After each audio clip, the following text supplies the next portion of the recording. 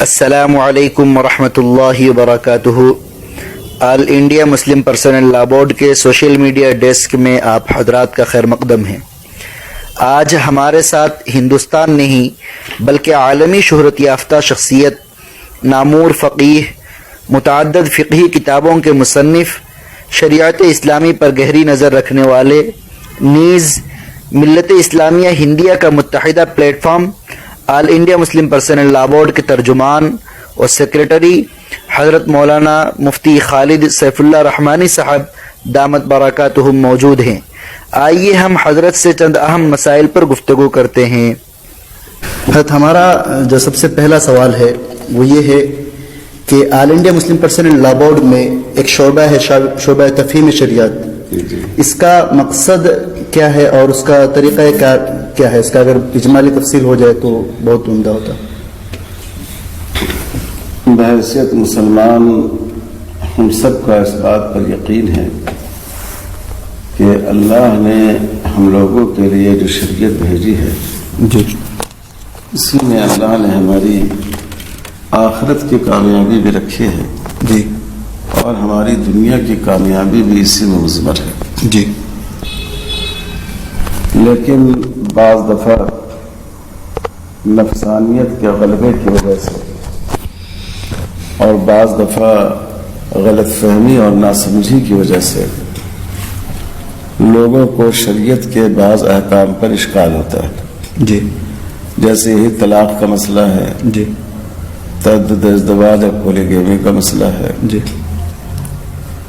تو اس شعبے کا مقصد یہ ہے کہ جو قانونداں حضرات ہیں، جی جو جدید تعلیم یافتہ حضرات ہیں، جی جو میڈیا سے مربوط لوگ ہیں، جی جن مسائل پر انہیں اشکال ہوتا ہے جی انہیں اس کی حقیقت سمجھائی جائے، جی اس کی لاجک سمجھائی جائے، اس کی مصلحت، انسانی ضرورتوں اور مصلحتوں سے اس کا ہم آہنگ ہونا، اس کو ان پر واضح کیا جائے۔ جی اس مقصد کے لیے اس شعبے کا قیام عمل میں آیا ہے۔ جی، یہ شعبہ کب قیام عمل میں آیا؟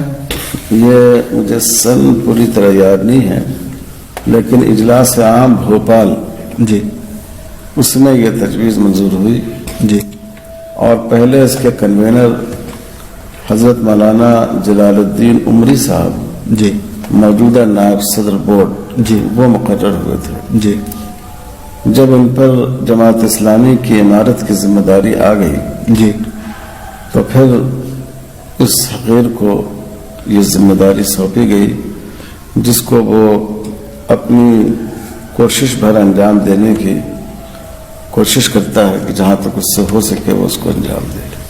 تو اس کے کام کرنے کا طریقہ کیا ہے اس میں؟ اس میں کام کا طریقہ یہ ہے کہ 7-8 موضوعات ہیں، جی، ان کا اگر تھوڑا سی تفصیلی۔ اس میں تعدد ازدواج کا موضوع ہے، جی اس میں طلاق کی مشروعیت کیوں ہوئی، جی پھر طلاق کا اختیار شوہر کو کیوں دیا گیا، جی پھر مطلقہ کا نفقہ شوہر پر کیوں واجب نہیں ہونا چاہیے، پھر طلاق سے پہلے شریعت میں تحکیم کو کیوں ضروری قرار نہیں دیا گیا۔ جی اسی میں مسئلہ میراث کا بھی آتا ہے جی کہ بیٹی کا حصہ میراث بیٹے کے مقابلے کم کیوں ہوتا ہے۔ جی بعض حالتوں میں یتیم پوتے کو اپنے دادا کے مال سے ترکے سے میراث نہیں ملتی ہے، جی اس کا کیا سبب ہے۔ جی اسی طرح اسلام نے حالت نابالغی کے نکاح کو بھی کیوں جائز رکھا ہے، جی اور اسلام نے متبنہ کو لیپالک بنانے کو، گود لینے کو قبول نہیں کیا ہے۔ جی تو ان مسائل پر بحث کی جاتی ہے۔ جی 2 طرح کے پروگرام ہوتے ہیں، ایک ورکشاپ ہوتا ہے 2 دن کا، جی جس میں ان تمام موضوعات پر تفصیل سے گفتگو کی جاتی ہے، جی اور علماء اور وکلاء کو ان موضوعات پر بات کرنے کے لیے تیار کیا جاتا ہے، ان کی تربیت کی جاتی ہے۔ اور دوسرا طریقہ یہ ہے کہ ایک روزہ سمپوزیم ہوتا ہے اس پر، جی جس میں ان تمام موضوعات پر اختصار کے ساتھ ضروری بات کی جاتی ہے۔ جی بالکل۔ اور اب تک ماشاءاللہ ملک میں بہت سارے پروگرام ہوئے ہیں اور اب تو یہ بہت سی مسلم تنظیموں نے اپنے ہاں ایک موضوع اور عنوان اس کو بنا لیا ہے جی، اور ماشاءاللہ اس پر کافی کام ہو رہا ہے. جی. حضرت ایک سوال ہے کہ ابھی طلاق کے سلسلے میں جو پورے ہندوستان بھر میں ماحول کو خراب کرنے کی کوشش کی گئی اور اس کے ساتھ ساتھ جو ہے اسلام کے جو طلاق کا نظام ہے اس کو مسخ کر کے پیش کیا گیا ہے، جیسا کہ طلاق بری چیز ہے وغیرہ وغیرہ. تو کیا آپ ہمیں بتائیں گے اسلام کا طلاق کی خوبصورتی کیا چیز ہے؟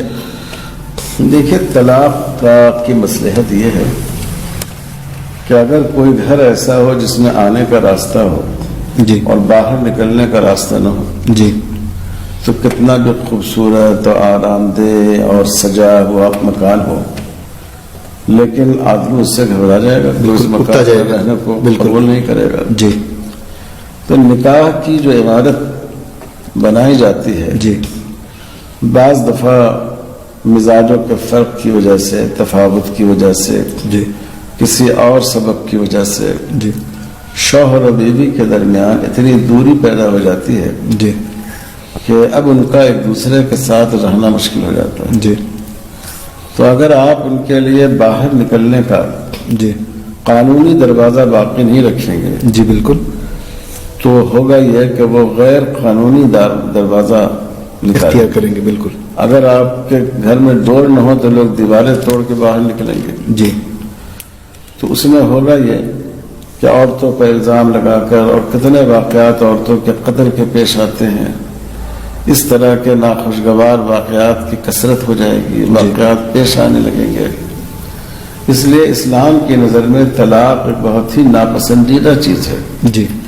لیکن اس سے زیادہ ناپسندیدہ اور ناخوشگوار چیزوں کو روکنے کے لیے شریعت میں طلاق کی گنجائش رکھی گئی. جی.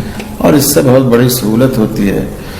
ہمارے جو برادران وطن ہیں ان کے ہاں اگر میاں بیوی راضی بھی ہوں تب بھی سال لگ جاتے ہیں علیحدہ ہونے میں. جی. کیس وغیرہ کے سلسلے میں کافی، اور اگر بہت دشواری ہوتی ہے 10 سال بھی لگ جاتا ہے. جی، بالکل. دونوں فریق راضی ہوں تب بھی 4 سال 5 سال لگ جاتا ہے. جی. تو اس میں یہ سہولت ہے کہ جب دونوں نے محسوس کر لیا کہ اب ہم رشتہ ختم، ہم ایک ساتھ نہیں رہ سکتے، جی، اور غور فکر کر لیا تو ایک ساتھ بیٹھے طلاق واقع ہو جاتی ہے. جی. اور عام حالات میں طلاق باندھ دی جاتی ہے. اگر دوبارہ پھر کبھی چاہیں تو پھر رشتے نکاح میں جڑ سکتے ہیں. تو اس لیے طلاق ایک بہت بڑی رحمت ہے سماج کے لیے. اسی لیے جن قوموں کے ہاں طلاق کا تصور نہیں تھا وہ بھی طلاق کو قبول کرنے پر مجبور ہوئے. جی. اسلام کا نظام طلاق کیا ہے؟ نظام طلاق ہے کہ ہمارے یہاں طلاق کی 3 قسمیں ہیں. جی. اگر آدمی لفظ طلاق کے ذریعے 1 یا 2 طلاق دے تو طلاق رجعی ہے. جی. عدت کے اندر واپس لوٹا سکتا ہے. وہ عدت کتنے دن کی ہے؟ وہ عدت جوان عورتوں کی 3 حیض ہوتی ہے. جی. اور معمر عورتوں کی 3 مہینہ ہوتی ہے. جی. اور اگر اس نے طلاق بائن دے دی 1، جی، تو نکاح ختم ہو جائے گا. شوہر اپنے طور پر نہیں لوٹا سکتا. جی. لیکن اگر دونوں راضی ہو جائے تو دوبارہ نکاح کر سکتے ہیں. جی. حضرت، ہمارا سوال یہ ہے کہ اسلام نے عورتوں کو طلاق کی اجازت کیوں نہیں دی، مردوں کو ہی کیوں دیا؟ یہ ایک بہت بڑا سوال پیدا ہوتا ہے. دیکھیے، عورت کو تو کسی مذہب اور کسی قانون نے طلاق کی اجازت نہیں دی. جی. جو لوگ اسلام کے قانون طلاق پر اعتراض کرتے ہیں، جی، انہوں نے بھی عورت کو حق طلاق نہیں دیا ہے. جی. کیونکہ دیکھیے اس کی ایک وجہ ہے. جی. طلاق بہت ہی سنجیدگی سے سوچ سمجھ کر انجام دینے کا عمل. جی. جو خواتین ہیں، جی، ان کو ماں کا کردار بھی ادا کرنا ہوتا ہے. جی. اور ماں کا کردار ادا کرنے کے لیے ضروری ہے کہ اس میں جذبات زیادہ ہوں. جی. اور دن رات اس کا مشاہدہ ہوتا رہتا ہے. جی. ایک بچہ وقت پر نہیں آیا جی. تو باپ سے زیادہ ماں بے چین ہو جاتی ہے. جی، بالکل. اور میاں بیوی دونوں سو رہے ہیں، چھوٹا بچہ ہے، جی. اور اس نے رونا شروع کیا، پیشاب کر دیا، جی. لیٹرن کر دیا، جی. تو باپ تو کروٹ بدل کر دوسری طرف رخ کر کے سو جاتا ہے، جی لیکن ماں کی ممتا بے چین ہو جاتی ہے، جی چاہے بیمار ہو، اس کی نیند نہیں ہو، اسی حالت میں اٹھتی ہے، بچے کو لے کر جاتی ہے، اس کو صفائی ستھرائی اس کی کرتی ہے، پھر اس کے بعد اس کو دودھ پلاتی ہے، یہ اس کے جذبات کی وجہ سے۔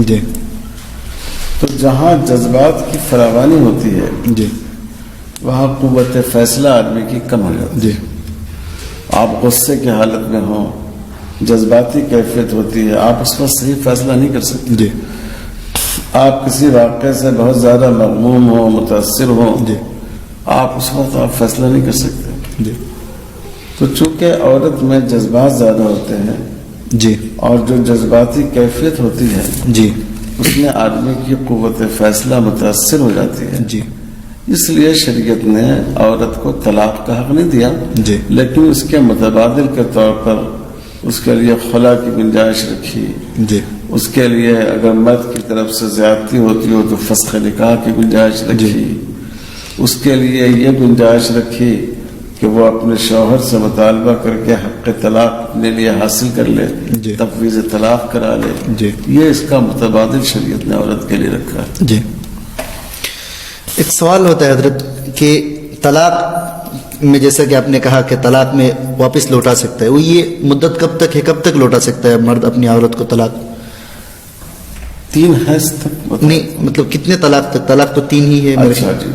جی، 1 اور 2 طلاق کے بعد جی یا طلاق بائن کے بعد جی دوبارہ میاں بیوی میں رشتہ نکاح قائم ہو سکتا ہے۔ جی صرف ایک صورت ہے، جی جب شوہر نے 3 طلاق بیوی کو دے دیا ہو جی تو اب اس کا نکاح مکمل طور پر ختم ہو جاتا ہے، جی اب ان دونوں کا دوبارہ نکاح نہیں ہو سکتا۔ جی یہ ایک اتفاقی صورت ہے کہ اس عورت کا کسی دوسرے مرد سے نکاح ہوا، اس سے بھی تعلقات نبھ نہیں سکے جی اور پھر اس نے بھی طلاق دے دی یا اس کی موت ہو گئی، پھر دونوں کا خیال ہوا کہ دوبارہ نکاح کر لیں، یہ کوئی منصوبہ بند عمل نہیں ہے کہ اتفاقی بات ہے۔ تو 3 طلاق ہی کی ایک صورت ایسی ہے کہ جس میں دوبارہ میاں بیوی کا نکاح نہیں ہو سکتا، ایک استثنائی عمل کے وقت ہے، جی یعنی جس کو آپ حلالہ کہیں گے۔ حلالہ کہتے ہیں۔ تو یہ حلالہ کا جو حلالہ کے جو ماحول بتایا جاتا ہے کہ حلالہ گندی چیز ہے، یہ ہے، تو یہی بتانا چاہ رہے ہیں؟ یہ بالکل غلط پروپیگنڈا ہے۔ تو آپ بتائیں گے حلالہ کا اصل طریقہ کیا ہے اور حلالہ کس کو کہتے میں ہیں؟ وہی بتا رہا ہوں کہ اسلام میں حلال نکاح حلالہ کے نام سے کوئی نکاح نہیں، نکاح حلالہ کے نام سے کوئی نکاح کوئی نہیں نکاح ہے؟ نہیں۔ جی یہ ایک اتفاقی عمل ہے، جی جیسا کہ میں نے ذکر کیا کہ 3 طلاق کے بعد کسی دوسرے سے عورت نے نکاح کیا، اس سے بھی نکاح نہیں ہو سکا، جی اس سے بھی طلاق ہو گئی، جی پھر پہلے شوہر سے رغبت ہوئی، دونوں کی دونوں نے نکاح کر لیا، جی یہ ایک اتفاقی عمل ہے، جی اس کا یہ کوئی منصوبہ بند عمل نہیں ہے۔ جی اس لیے جو تصویر میڈیا میں حلالے کی کھینچی جاتی ہے وہ بالکل غلط ہے۔ جی ایک سوال ہوتا ہے حضرت کہ ابھی سپریم کورٹ میں سبری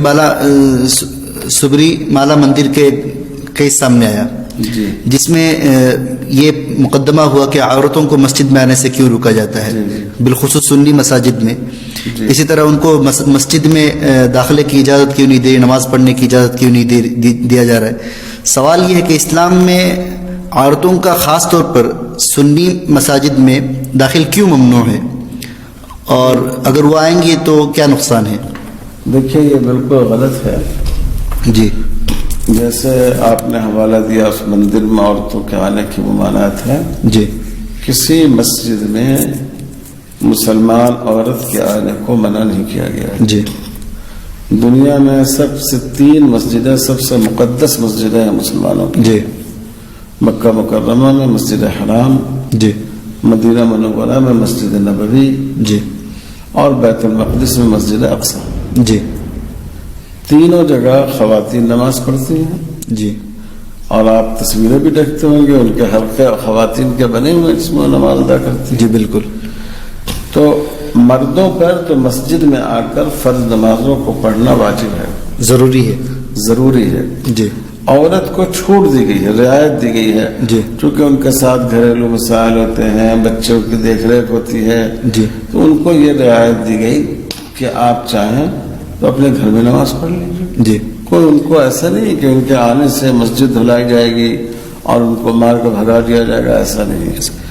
اور ایسی جگہ جہاں عورتوں کے آنے سے ان کی عزت و آبرو کے لیے خطرہ ہو، جی اختلاط کا ماحول پیدا ہو جائے، اچھے لوگ وہاں پر نہیں رہتے ہوں، جی تو وہاں ان کو آنے سے احتیاط کرنی چاہیے.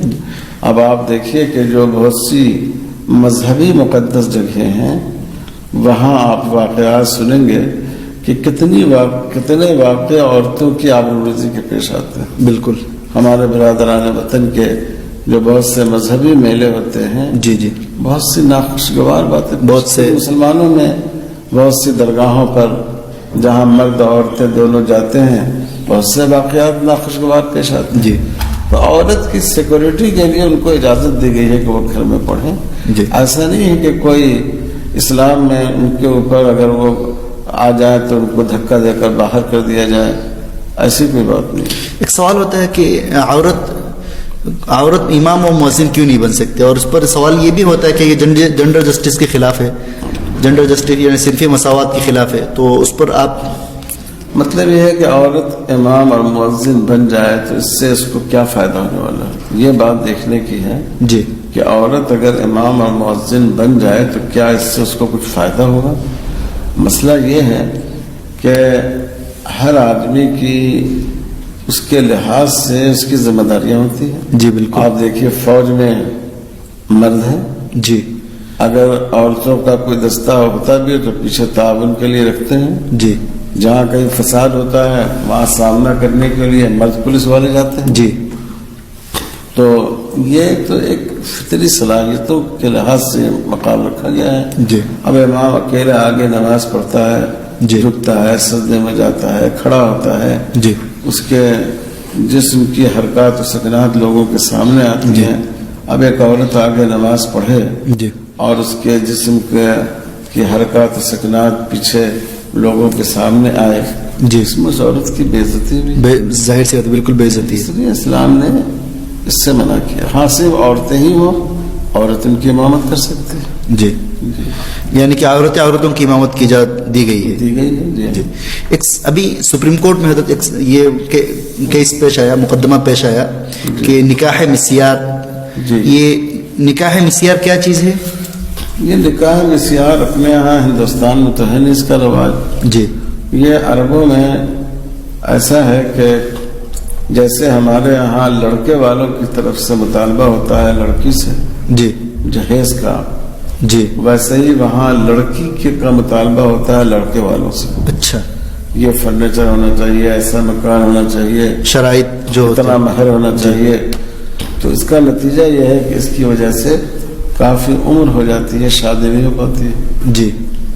تو وہاں ایک شکل یہ نکاح مسیار کی بعض لوگوں نے اختیار کیا ہے جی کہ اس میں باضابطہ نکاح ہی ہوتا ہے، ایجاب و قبول ہوتا ہے. جی. لیکن اس کا اعلان نہیں کرتے ہیں لوگ. جی.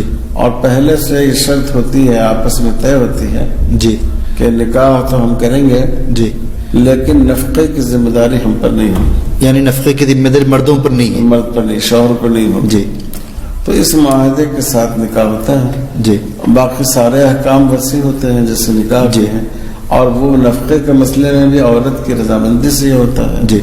اس میں شوہر کو یہ فائدہ ہوتا ہے کہ بعض لوگ دوسرے نکاح کی ضرورت محسوس کرتے ہیں، جی ان کے پاس اتنا پیسہ نہیں ہوتا ہے، جی ان کا نکاح ہو جاتا ہے. بالکل. اور جو معمر عورتیں ہیں بہت سی، یا بیوہ مطلقہ عورتیں ہیں جی جو ازدواجی زندگی گزارنا چاہتی ہیں، ان کے لیے شوہر حلال طریقے پر میسر آ جاتا ہے. بالکل. لیکن اگر کوئی آدمی ایسے شرط کے ساتھ نکاح کرے جی تو امام ابو حنیفہ رحمۃ اللہ علیہ کے نزدیک نکاح تو ہو جائے گا لیکن نفقہ بیوی کا باقی رہے گا، دینا پڑے گا اگر بیوی مطالبہ کرے. جی. اگر وہ آئندہ کہے کہ صاحب اب مجھے نفقہ چاہیے، میں نے اس وقت معاف کیا تھا، اب نفقہ چاہیے، جی تو جب سے وہ مطالبہ کر رہی ہے اس وقت سے نفقہ دینا پڑے گا. بالکل. تو یعنی کہ نکاح مسیار کا ہندوستان میں یہ جو سپریم کورٹ میں جو لایا گیا ہے یہ ایک بے فائدہ ہے. بالکل بے فائدہ ہے. ہندوستان میں اس کا وہ رواج بھی نہیں، کسی کام کا نہیں ہے. اس کو چیلنج کرنا بالکل ہی جی بے فائدہ. کورٹ نے اس پر کوئی رولنگ بھی نہیں دی ہے. جی. اور دیکھا جائے اصل میں بہت سی چیزیں سماجی حالات کے تحت ہوتی ہیں. جی. عرب میں جو سماجی حالات ہیں وہاں اس سے بہت سے مسئلے حل ہوتے ہیں. جی. عورتوں کی عمر 40 سال ہو گئی, میری شادی نہیں ہوئی. جی. تو ایسے لوگوں کے لیے ایک جائز تعلق کا ایک صورت پیش کر دیا گیا. ایک سوال ہے حضرت کہ مسلم پرسنل لا بورڈ جو ہے ہندوستانی آئین کے مطابق یہ قانون سے منظور شدہ نہیں ہے. جی. تو اگر اس کے جو دفعہ ہے اس کو اگر ہندوستانی قانون کے ساتھ اگر ایکٹ کر اس کو منظور کرا لیا جائے تو اس میں کیا نقصان ہے؟ نہیں دیکھیے, اصل میں مسلم پرسنل لا تو دستوری اعتبار سے منظور ہے. جی. شریعت اپلیکیشن ایکٹ 1937 میں جی یہ بات مانی گئی ہے کہ کسی کے دونوں فریق اگر مسلمان ہوں جی تو ان پر شریعت کے قوانین نافذ ہوں گے. جی. اور اس میں یہ نکاح طلاق وغیرہ سب شامل ہے. یہ جو دفعوار قانون کا مسودہ مرتب کر کے جو اس کو منظور نہیں کرایا گیا ہے, جی, اس کی وجہ یہ ہے کہ پارلیمنٹ جب کسی قانون کو مرتب کرتی ہے جی, اور اس کو پاس کرتی ہے تو جی, اس میں اس کو تبدیلی کا حق بھی ہوتا ہے. بالکل. تو آج وہ آپ کے قانون کو پاس کر دے گی, جی, اور کل کہے گی کہ اس میں فلاں فلاں دفعات میں تبدیلی کی جاتی ہے. جی. تو اس لیے اس بات کو بورڈ نے پسند نہیں کیا, کافی غور و خوض کے بعد. جی. اور جو بات پہلے سے موجود ہے جی شریعت اپلیکیشن ایکٹ میں, جی, کہ جتنے بھی خاندانی مسائل ہوں گے جی, ان میں قانون شریعت ہی مسلمانوں پر نافذ ہوگا. جی. اگر اس کیس میں دونوں فریق مسلمان ہوں اس کو زیادہ بہتر سمجھا گیا.